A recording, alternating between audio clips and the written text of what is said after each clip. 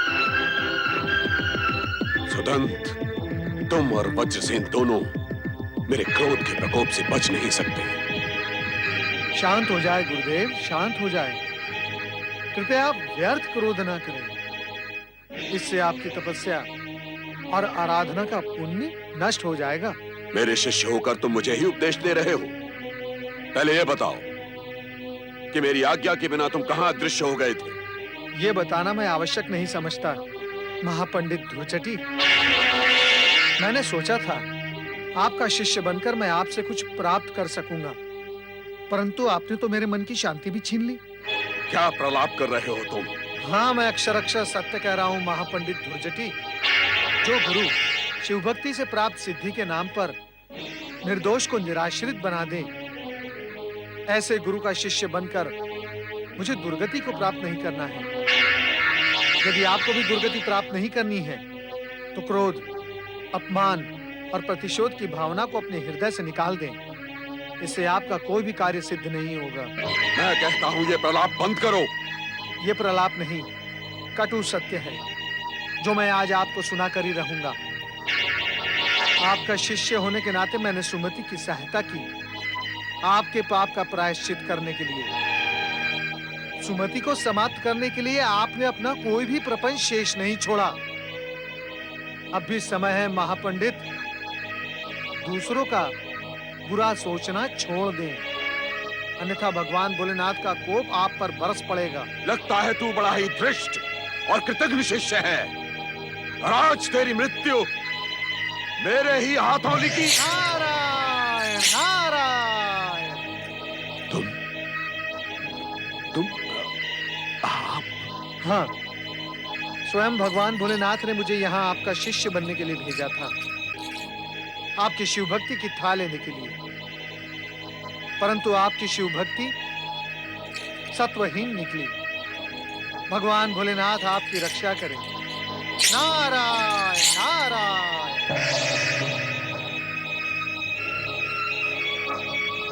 Devarshi Narad,